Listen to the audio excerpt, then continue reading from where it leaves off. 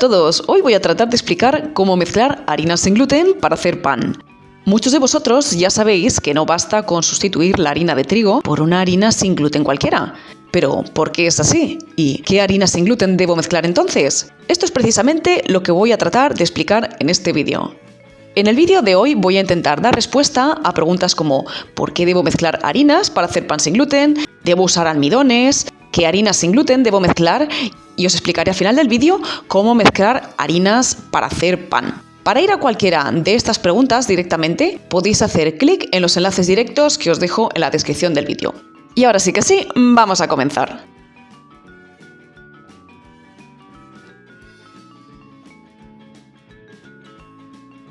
¿Por qué debo mezclar harinas para hacer pan sin gluten? ¿No puedo sustituir la harina de trigo por maicena? Lo primero que debemos saber es que cada harina, con o sin gluten, da un resultado distinto.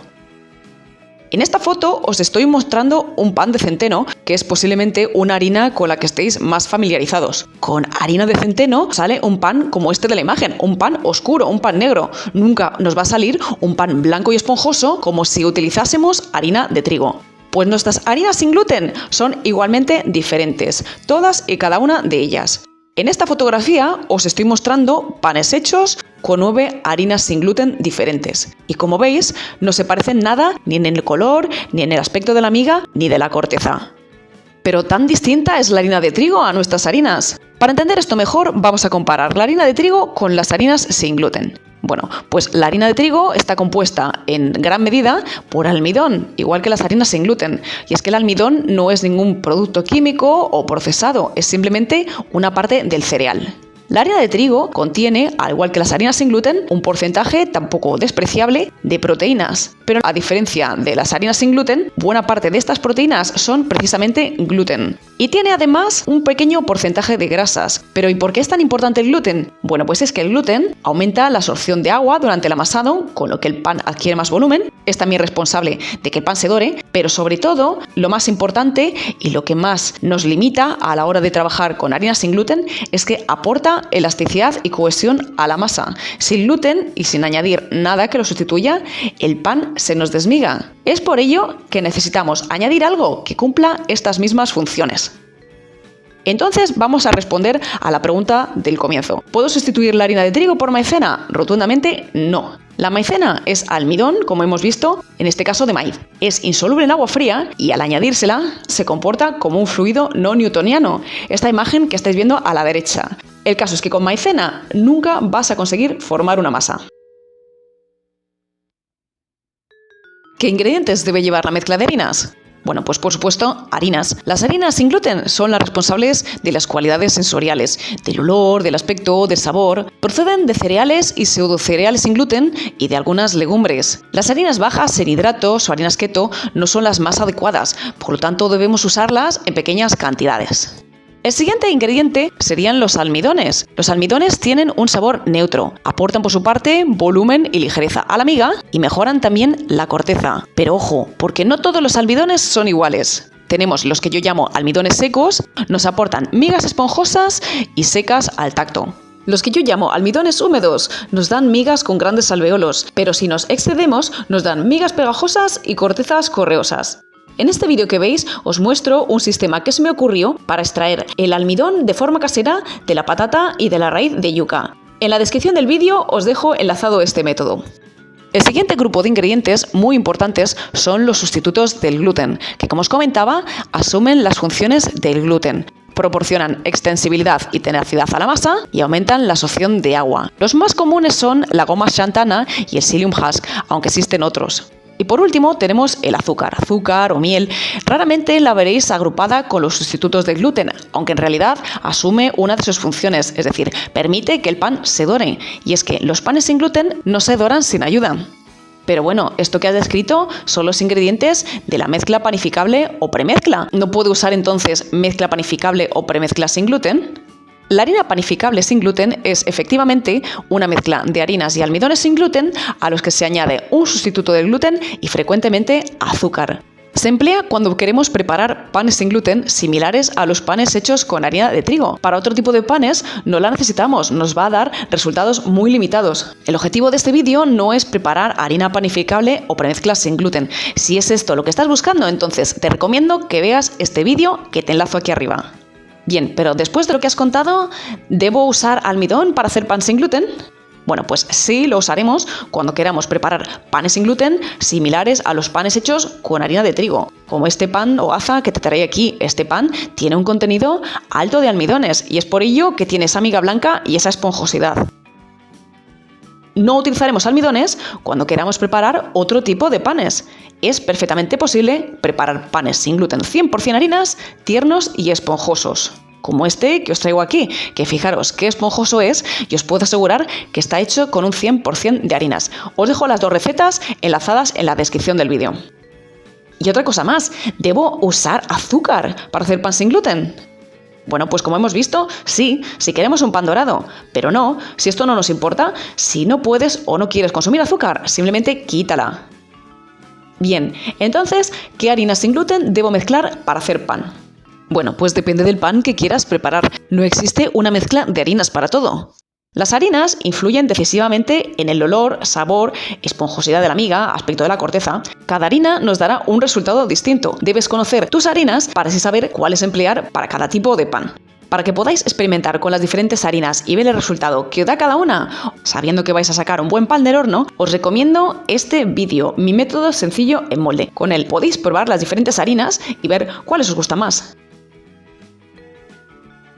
En este pequeño vídeo os muestro diferentes harinas y almidones sin gluten y ya estáis viendo que solamente en el color se diferencian muchísimo, pero es que ahora ya veis que una vez que están mojadas tienen una textura completamente diferente. Y ahora sí que sí, llegamos al momento deseado, ¿cómo mezclar harinas sin gluten para hacer pan? Bueno, pues lo primero y más importante es decidir qué tipo de pan queremos y determinar el porcentaje de almidón a usar. El tipo de pan que vayamos a hacer determina la cantidad de almidones a usar. Así, por ejemplo, para un pan integral no utilizaremos almidones, pero si queremos preparar un tipo Viena, es decir, un pan de sándwich, de hamburguesa, este tipo de panes, podremos aumentar la cantidad hasta un 95%. Pero cuidado, que como hemos dicho, no todos los almidones son iguales. Los almidones que yo llamo secos, que son los que proceden de granos, nos aportan las migas esponjosas y secas al tacto. Almidones de este grupo son el almidón de maíz, el de arroz ruz, el de trigo certificado sin gluten, que aunque parezca mentira existe, y el de arroz. Y una cosa muy importante, estos almidones no se pueden sustituir por los que llamo almidones húmedos, que son aquellos que proceden de tubérculos. Los almidones de este grupo son el almidón o fécula de patata y el de tapioca, también conocida como mandioca o yuca. Hasta que conozcas las harinas y los almidones, es mejor que no uses más del 10% sobre el peso total. Lo siguiente que hacemos es elegir las harinas a usar. Y es que ya hemos dicho que dependiendo de las harinas que utilicemos, tendremos un color, un sabor, un olor diferente. Las harinas que podemos usar son las harinas de cereales, pseudocereales y tubérculos, ricas en almidones. Tenemos harinas de sabor neutral, de sorgo, la de avena, la de mandioca, arroz integral. Después tenemos harinas con un sabor intenso como a nuez, el tef, la quinoa, el amaranto, el maíz. Y después tenemos harinas de sabor intenso como terroso, el trigo sarraceno, el mijo. Existen también harinas de leguminosas, ricas en proteínas y de sabor marcante. No voy a decir intenso, pero sí que se notan. El garbanzo, la alubia, la lenteja, el altramuz, guisante, la soja y la algarroba. En este cuadrado verde son las que podéis utilizar en grandes cantidades. Después hay harinas que son las de semillas oleaginosas, el cáñamo, el lino, el coco. Estas debéis utilizarlas solamente como acento. Y después veréis también que he marcado algunas harinas con una estrellita. Bueno, estas harinas pueden dar migas húmedas. Si utilizáis una gran cantidad y el pan os queda como húmedo, sabéis que la próxima vez debéis reducir la cantidad. Lo siguiente que hacemos es añadir un sustituto del gluten. Pero ojo, porque no todos son iguales, ni funcionan en todas las recetas igual, ni se dosifican igual. En este enlace de aquí arriba os cuento más sobre los sustitutos del gluten. Pero bueno, para daros una referencia, yo normalmente para panes sin grasas ni huevo empleo un 3% de psyllium husk o un 3% de goma xantana o un 1% de psyllium husk más 2% de goma xantana. Como que os pongo, esto es solo una medida de referencia. En algunas recetas puede variar. Y lo último que hacemos es añadir azúcar, un poquito, simplemente para dar color. Normalmente añadiremos un 2%, pero sí que es cierto que los panes tipo Viena utilizan el azúcar en mayor cantidad para aportar esponjosidad. Pero esto es así incluso en los panes con gluten. Pongo un ejemplo de pan de hogaza que encontráis en mi web. Bueno, pues para este pan, por ejemplo, he utilizado un 20% de harinas, en este caso trigo sarraceno, después almidones secos, un 70% y un 10% de almidones húmedos, al que añadí un 3% de azúcar y un 3% de goma xantana. Y diréis, bueno, pero esto del tanto por ciento, ¿qué es? No entiendo, a mí dámelo en gramos. Bueno, pues esto del tanto por ciento no es otra cosa que el porcentaje de panadero. Es el porcentaje que se emplea normalmente en panadería y pastelería para poder calcular las cantidades de todos los ingredientes en referencia al peso de harina. Normalmente en la panadería o en la pastelería tradicional se emplea 1 kilo de harina de trigo. Ahí no te complicas más, pero como nosotros tenemos una mezcla de harinas, pues sería por cada kilo de mezcla de harinas. Si decimos que nuestra mezcla tiene un 20% de harina sin gluten, esto es igual a decir que tenemos 1000 gramos por 20 entre 100, 20%, que sería igual a 200 gramos. Igualmente haríamos con los almidones secos y los almidones húmedos. Y si sumamos el peso que nos sale resultante, pues nos da 1000, que es el kilo. El resto de ingredientes, que ya veis que los pongo en gris, se calculan extra. Esto ya no pertenecen a ese kilo de harinas. Y hasta aquí el vídeo de hoy. Sé que ha sido bastante teórico, pero solo si conocemos todos estos detalles podemos preparar nuestra mezcla de harinas sin gluten con éxito y hacer unos panes sin gluten espectaculares. Aprovecho para animaros a que os suscribáis a mi canal si aún no lo habéis hecho y que activéis las notificaciones. Y ya, sí que me despido, no sin antes desearos un gran día. Un saludo a todos.